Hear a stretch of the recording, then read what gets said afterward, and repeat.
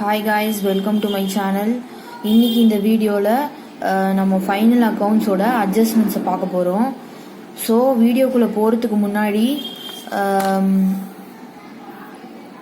Video கிளியராக இருக்கணும்னா video குவாலிட்டியை போய் ஹை பிக்சலில் வந்துட்டு உங்கள் வீடியோ குவாலிட்டி நீங்கள் வைங்க. அண்ட் தென் இது வரைக்கும் நீங்கள் சேனலை சப்ஸ்கிரைப் பண்ணாமல் இருந்தீங்கன்னா மறக்காமல் சப்ஸ்கிரைப் பண்ணுங்கள். பக்கத்தில் இருக்க பெல் ஐக்கானையும் கிளிக் பண்ணுங்கள். ஸோ இப்போ நான் வீடியோக்குள்ளே போகலாம். ஃபைனல் அக்கௌண்ட்ஸ் நான் சொன்னேன், இயர் எண்டிங்கில் ஃபைனல் அக்கௌண்ட்ஸ் பண்ணுவாங்க. இது வந்து வித் அட்ஜஸ்ட்மெண்ட்ஸ் இந்த சென்ஸ் நான் இன்ட்ரொடக்ஷன் வீடியோலேயே நிறைய அட்ஜஸ்ட்மெண்ட் வந்து சொன்னேன், ஒரு 4-5 சொன்னேன். பட் அட்ஜஸ்ட்மெண்ட் அப்படின்னு தனியாக பார்க்கும்போது இந்த 14 அட்ஜஸ்ட்மெண்ட்ஸ் வந்து நம்மளுக்கு இருக்குது. அது என்னென்னு பார்த்தோன்னா closing stock, outstanding expenses, prepaid expenses, accrued income, income received in advance, interest on capital, interest on drawings, interest on loan, interest on investment, depreciation, bad debts, provision for bad and doubtful debts, provision for discount on debtors, provision for discount on creditors. So closing ஸ்டாக்குன்னு பார்க்கும்போது இப்போ ஒரு accounting period வந்து 12 months அப்படின்னு நான் சொல்கிறேன். So அந்த accounting பீரியடோட எண்டில் எவ்வளோ அன்சோல்டு கூட்ஸ் இருக்கோ அதுதான் வந்துட்டு க்ளோசிங் ஸ்டாக்கு. ஸோ இது வந்து ட்ரேடிங் அக்கௌண்ட்டில் கிரெடிட்டில் போடுவோம், பை க்ளோசிங் ஸ்டாக்குன்னு போடுவோம். அண்ட் தென் பேலன்ஸ் ஷீட்டில் அசட்டில் வந்து போடுவோம். ஏன்னா வந்துட்டு மிச்ச கடைசியாக இருக்க க்ளோசிங் ஸ்டாக்குன்றதும் ஒரு அசட், நம்மளோட சொத்து தானே. அதுவும் அன்சோல்டு கூட்ஸ், அதுவும் சொத்து தான். எப்படி இருந்தாலும் நெக்ஸ்ட் இயர் வந்து சேல் ஆகிடும். அந்த மாதிரி ஒரு வியூ தான் அது. ஸோ அண்ட் தென் அடுத்தது அவுட்ஸ்டாண்டிங் எக்ஸ்பென்சஸ். அது என்னன்னா வந்துட்டு அது ஒரு எக்ஸ்பென்சஸ். எக்ஸாம்பிளுக்கு அது நம்ம ரிசீவ் பண்ணியிருப்போம், பட் நம்ம இன்னும் கொடுத்துருக்க மாட்டோம். அது ஒரு மணி தான். அந்த காசை வந்து நம்ம ரிசீவ் பண்ணியிருப்போம், பட் நம்ம அதை கொடுத்துருக்க மாட்டோம். பட் நாட் எயிட் பெய்டு அப்படின்னு வரும். ஸோ எதனால அப்படி வருதுன்னா வந்துட்டு அதோட வேர்ட்ஸ் எப்படி இருக்குன்னா, expenses which have been incurred but not yet paid during the accounting period. So accounting பீரியட்குள்ளே நம்ம வந்து அதை கொடுத்துருக்க மாட்டோம். ஸோ அதனால தான் அதுக்கு பேர் அவுட்ஸ்டாண்டிங் எக்ஸ்பென்சஸ். ஸோ இப்போ வந்து அவுட்ஸ்டாண்டிங் எக்ஸ்பென்சஸ்ன்றது எதில் வேணால் வரலாம், சேலரி, ரெண்ட்டு, இன்னும் எதுலேயோ வரலாம். ஸோ எதில் வேணால் அவுட்ஸ்டாண்டிங் எக்ஸ்பென்சஸ் அப்படின்றது வரலாம். ஸோ அவுட்ஸ்டாண்டிங் எக்ஸ்பென்சஸ்ன்றது வரும்போது நம்ம அதை வந்து ஆட் பண்ணுவோம். இட் கேன் பி எனிதிங், ட்ரேடிங்லேயும் வரலாம், பிஎன்எல்லையும் வரலாம். ஸோ மொத்தத்தில் இப்போ சேலரிஸ்க்கு எக்ஸாம்பிளுக்கு வருதுன்னா salary add outstanding expenses. So PNL அக்கௌண்ட்டில் சேலரி வரும். ஸோ அந்த மாதிரி வரும்போது அப்போ salary and then add outstanding அப்படின்னு நம்ம ஆட் பண்ணி ஓவராலாக டோட்டல் வந்து பக்கத்து காலமில் போட்டுக்கணும். அதே மாதிரி மேலே வேஜஸ் வரும்போது வேஜஸ் போட்டு அண்ட் தென் கீழே ஆட் அவுட்ஸ்டாண்டிங் வேஜஸ் அப்படின்னு போட்டுட்டு ரெண்டுத்தையும் ஆட் பண்ணி ஓவராலாக பக்கத்தில் போட்டுக்கணும். அண்ட் தென் இந்த அவுட்ஸ்டாண்டிங் எக்ஸ்பென்சஸ் வந்து பேலன்ஸ் ஷீட்டில் லயபிலிட்டிஸில் வரும். ஏன்னா அது ஒரு எக்ஸ்பென்சஸ் தானே. ஸோ அது லயபிலிட்டியில் வரும். அது ஒரு கடன் மாதிரி தான், லயபிலிட்டியில் வரும். So and then next prepaid expenses. Prepaid எக்ஸ்பென்சஸ்ன்றது expenses which have been paid in advance. அதாவது அட்வான்ஸாக நம்ம கொடுத்துடுறது. இப்போ இன்னைக்கு நான் கொடுக்கணும், பட் நான் அதை அட்வான்ஸாக முன்னாடியே கொடுத்துடுறேன். அந்த மாதிரி எக்ஸாம்பிளுக்கு நம்ம இப்போ ரீசார்ஜ்லாம் கூட இருக்குது. அதுலேயே ப்ரீபெய்ட், போஸ்ட் பெய்டுன்னு நிறைய இருக்குது. ப்ரீபெய்டு இந்த சென்ஸ் நம்ம முன்னாடியே ரீசார்ஜ் பண்ணிவிட்டு அதுக்கப்புறமா யூஸ் பண்ணுவோம். போஸ்ட் பெய்டுன்றது நம்ம யூஸ் பண்ணி முடிச்சுதான் அதுக்கப்புறமா அதுக்கு பில் பே பண்ணுவோம். ஸோ அதுதான், அது மாதிரி தான் இதுவும். பட் ப்ரீபெய்ட் அப்படின்றப்போ வந்துட்டு இப்போ எக்ஸாம்பிளுக்கு இப்போது வேறு ஏதாவது ரெண்ட்டு நம்ம ஆல்ரெடி முன்னாடியே கொடுத்துட்டோன்னா ப்ரீபெய்ட்னா என்னது, முன்னாடியே நம்ம வந்துட்டு அட்வான்ஸாக கொடுத்துடுறது. ஸோ அதை கண்டிப்பாக மெயின் அமௌண்ட்லேருந்து லெஸ் தான் பண்ணணும். அதனால ஸோ ப்ரீபெய்ட்னாலே லெஸ் பண்ணணும், அவுட்ஸ்டாண்டிங்னாலே ஆட் பண்ணணும். அப்படி நீங்கள் ஞாபகம் வச்சுக்கணும். அண்ட் தென் இது வந்துட்டு வேஜஸ் கூட இருக்கலாம். வேஜஸ் மோஸ்ட்லி வராது. எதுக்காக வரும்னா வந்துட்டு insurance premium, prepaid insurance premium அதுக்கெல்லாம் தான் வரும். கண்டிப்பாக இது பிஎன்எல் அக்கௌண்ட்டில் வரும். ஸோ இதை லெஸ் பண்ணணும் கண்டிப்பாக. பேலன்ஸ் ஷீட்டில் வந்து இது வந்து அசட்டில் வரும். நார்மலாக போட்டுடணும் ப்ரீபெய்ட் இன்சூரன்ஸ் ப்ரீமியம் அப்படின்னு போட்டு எவ்வளவோ இப்போ எவ்வளோ நீ லெஸ் பண்ணுறியோ அந்த அமௌண்ட்டை தான் போடணும். And then accrued incomes. Accrued income அப்படின்ற போது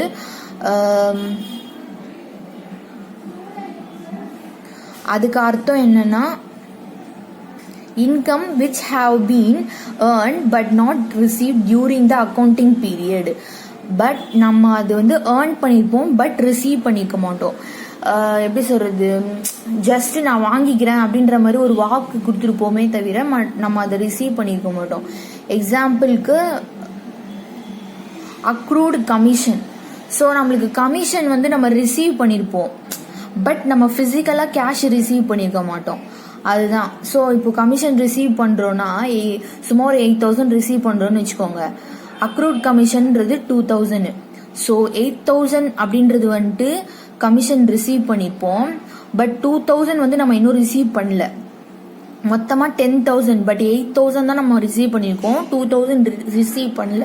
அந்த ரிசீவ் பண்ணாத 2,000 தான் அக்ரூட் கமிஷன். ஸோ இதை நம்ம லெஸ் ஆட் பண்ணிக்கணும். ஏன்னா ஆல்ரெடி நம்ம ரிசீவ் பண்ணாததானே வாங்கிக்கிறோம், அதனால இதை நம்ம ஆட் பண்ணிக்கணும். ஸோ கண்டிப்பாக இது பிஎன்எல் கமிஷன் ரிசீவ்டு. ஸோ கண்டிப்பாக பிஎன்எல் அக்கௌண்ட்டில் கிரெடிட்டில் தான் வரும், நம்ம அதை ஆட் பண்ணிக்கணும், அவ்வளோதான். பேலன்ஸ் ஷீட்டில் வந்து இது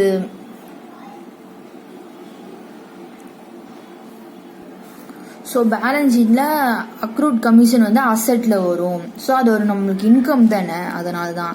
and then income received in advance. So இது படிக்கும் போதே புரியுது. Income received in advance. அட்வான்ஸாக நம்ம இன்கம் ரிசீவ் பண்ணியிருக்கோம். அதான் income received during a particular accounting period for the work to be done in future period. இப்போ எக்ஸாம்பிளுக்கு நம்ம ஃபைனலைஸ் பண்ணியிருப்போம், இதை நான் வந்து நெக்ஸ்ட் இயர் உங்களுக்கு முடிச்சு தரேன் அப்படின்னு சொல்லிட்டு, பட் பேமெண்ட் வந்து முன்னாடியே வாங்கியிருப்போம். ஸோ அதுதான் வந்து இன்கம் ரிசீவ்ட் இன் அட்வான்ஸ்.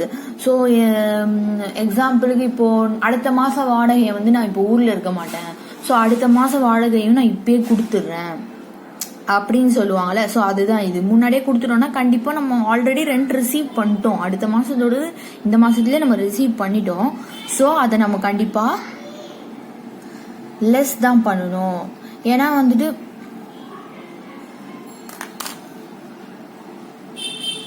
ஏன்னா முன்னாடியே நம்ம ரிசீவ் பண்ணிட்டோம்ல அதை, அதனால தான்.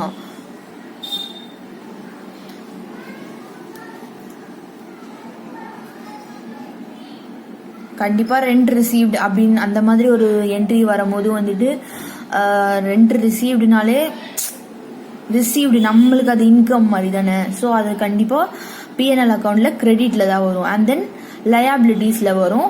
பேலன்ஸ் ஷீட்டில் என்னன்னு போனால் ரெண்ட் ரிசீவ்டு இன் அட்வான்ஸ்னே போட்டுடணும், என்ன இருக்கோ அது போட்டு. பட் எவ்வளோ அப்படின்றது அவங்களே தனியாக அட்ஜஸ்ட்மெண்ட். இப்போ 5,000னா 5,000 கொடுத்துருப்பாங்க, அதுதான் நம்ம லெஸ் பண்ணியிருப்போம், அந்த அமௌண்ட்டை தான் வந்துட்டு பேலன்ஸ் ஷீட்டில் போடணும்.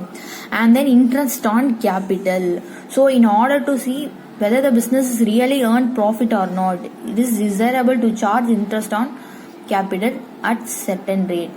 So interest on capitalன்றது இப்போ எக்ஸாம்பிளுக்கு நம்ம கேபிட்டல் இருக்கு, ஸோ அதுக்கு மேலே ஒரு இன்ட்ரெஸ்ட், அது பிஸ்னஸோட ப்ராஃபிட்டா வருதா இல்லையான்றதை அது வந்து ப்ரூவ் பண்ணுது. அதே நேரத்தில் பிஎன்எல் அக்கௌண்ட்டில் இது எந்த என்ட்ரி எங்கே வரும்னா பிஎன்எல் அக்கௌண்ட்டில் டெபிட்டில் நார்மலாக இப்போ 1,000 rupeesன்னு வச்சுக்கோங்களேன், இன்ட்ரெஸ்ட் ஆன் கேபிட்டல் அப்படின்னு 1,000 rupees அப்படின்னு என்ட்ரி போட்டுருவோம், அவ்வளோதான். அண்ட் தென் பேலன்ஸ் ஷீட்டில் ஆட் பண்ணிப்போம். So capital add interest on capital less டிராயிங்ஸில், ஸோ அந்த மாதிரி add interest on capital add பண்ணிப்போம்.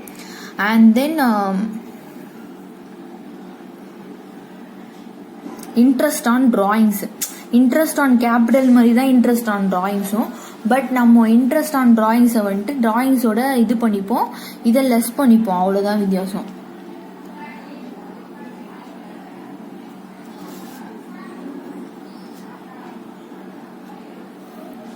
And then interest on investment எல்லாம் ஒரே இதுதான். அண்ட் தென் டிப்ரிசியேஷன்னாலே நான் உங்களுக்கு சொன்னேன். இப்போ டிப்ரிசியேஷன் எல்லாம் எதில் வரும்னா furniture, fixed asset, buildings, machineries அந்த மாதிரி விஷயத்த தான் வந்து டிப்ரிசியேஷன் வரும். டிப்ரிசியேஷன் இந்த சென்ஸ், இப்போ ஒரு பில்டிங்கை நம்ம வந்து 2010 வாங்குறோம்னா அது 2020 வந்துட்டு விலை ஏறி இருக்கும். பட் அதோட தரம் கொஞ்சம் குறைஞ்சிதான் இருக்கும். தரம் இந்த சென்ஸ், இப்போ எக்ஸாம்பிளுக்கு நகை வாங்கும் போது எப்படி நல்லா புதுசாக இருக்கும். பட் நம்ம அதை எக்ஸ்சேஞ்ச் பண்ணுறோம் அந்த மாதிரி டைம் வரும்போது அவன் கழிப்புன்னு சொல்லிட்டு ஒரு அமௌண்ட் லெஸ் பண்ணுவான். அதுதான் டிப்ரிசியேஷன். அமௌண்ட் வந்து பில்டிங் கொஞ்சம் தளர்ந்து போகும் இல்லையா ஒரு 10-20 வருஷம் கழிச்சு. ஸோ இப்போ 10 lakhs ஒரு பில்டிங் அப்படின்னா ஒரு 1 lakh அப்படின்னா ஒரு 50,000 வந்து டிப்ரிசியேஷன் சொல்லிட்டு லெஸ் பண்ணுவாங்க. பட் பில்டிங்கோட ரேட் ஏறுமே தவிர அதோட தன்மை குறைஞ்சிக்கிட்டே வரும். அதுதான் டிப்ரிசியேஷன். இது எல்லா பொருளுக்கும் வரும். ஃபர்னிச்சரு, ஃபிக்ஸட் அசட்டு, பில்டிங்ஸு அண்ட் தென் இன்னும் நிறைய இதுக்கும் வரும் அது. ஸோ அதான் டிப்ரிசியேஷன். ஸோ பேட் டெட்ஸ் வந்து பிஎன்எல் அக்கௌண்ட்டில் டெபிட்டில் வரும். எப்படி வரும்னா ஒரு நார்மல் இப்போ ஃபர்னிச்சர் மேலே 1000 rupees டெப்ரிசியேஷன் இருக்குன்னா டெப்ரிசியேஷன் ஆன் ஃபர்னிச்சர் அப்படின்னு சொல்லிட்டு பிஎன்எல் அக்கௌண்ட்டில் டெபிட்டில் நம்ம போட்டுருவோம். அண்ட் தென் பேலன்ஸ் ஷீட்டில் வந்துட்டு அசெட்டில் வந்துட்டு நம்மளோட சொத்துக்கள் எல்லாம் போடுவோம் பார்த்தீங்களா, ஃபர்னிச்சரு, பில்டிங்ஸ் அந்த மாதிரி மெயின் இதை போடும் போது அந்த ஃபர்னிச்சர் 1 lakhனா அதுலேருந்து அந்த டெப்ரிசியேஷன் 1000 rupees நம்ம வந்து லெஸ் பண்ணுவோம். பேலன்ஸ் ஷீட்டில் தான் லெஸ் பண்ணுவோம். டெப்ரிசியேஷன் மட்டும்தான் ஸ்ட்ரெயிட்டாக பேலன்ஸ் ஷீட்டில் வந்து நம்ம வந்து லெஸ் பண்ணுவோம். ஏன்னா பிஎன்எல் அக்கௌண்ட்டை பொறுத்த வரைக்கும் அது ஒரு செலவு. பட் பேலன்ஸ் ஷீட்டில் வந்து அந்த சொத்துக்களோட பொறுத்த வரைக்கும் அது சொத்துலேருந்து நம்ம ஒரு கழிப்பு கழிக்கிறோம். அது வந்து கண்டிப்பாக அங்கே காட்டணும். காட்டலைன்னா பேலன்ஸ் ஷீட்டில் பெரிய டிஃப்ரென்ஸ் வரும். அதனால தான். ஸோ பேட் டெட்ஸ் வந்து நான் ஆல்ரெடி ஜேர்னல்லே உங்களுக்கு சொல்லியிருக்கேன். பேட் டெட்ஸ்னால் இப்படி வரா கடன்கள், இப்போ வராது, ரெக்கவர் பண்ண முடியாதுன்னு அப்படின்னு நம்மளுக்கு இருக்கும். ஒரு சில கடன்லாம் என்னடா இவனுக்கு போய்ட்டு நம்ம கொடுத்துட்டு இப்படி கடனை வாங்க முடியலையே அந்த மாதிரி யோசிப்போம்.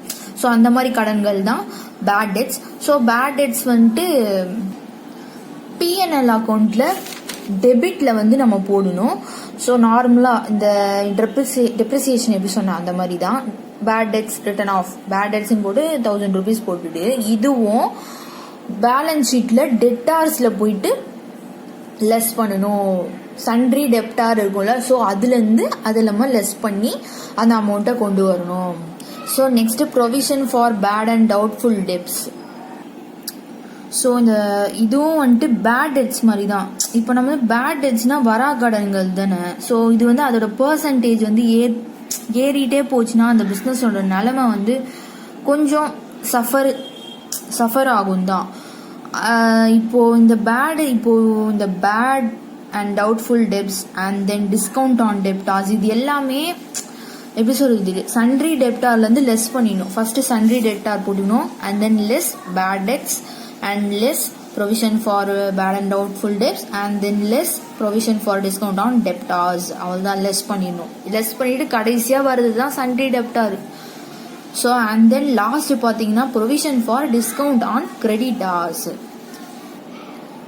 ஸோ இந்த டிஸ்கவுண்ட் ஆன் கிரெடிட்டார்ஸ் வந்து profit and loss account credit சைடில் வரும். நார்மலாக போட்டுடணும் provision for discount on creditors அப்படின்னு போட்டு இப்போ 1000னா 1000 rupees போட்டுடணும்.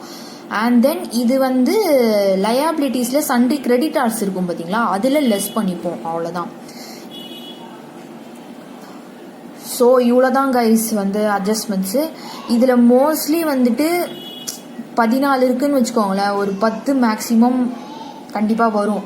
இப்போ ஒரு நார்மலாக ஒரு ஃபைனல் அக்கௌண்ட்ஸ் எடுத்துக்கிட்டிங்கன்னா ஒரு 6 அட்ஜஸ்ட்மெண்ட்ஸ் மேக்ஸிமம் வரும். அதில் எப்படி இருந்தாலும் அவுட்ஸ்டாண்டிங், க்ளோசிங் ஸ்டாக்கு, ப்ரீபெய்டு அந்த மாதிரிலாம் வந்துடும்.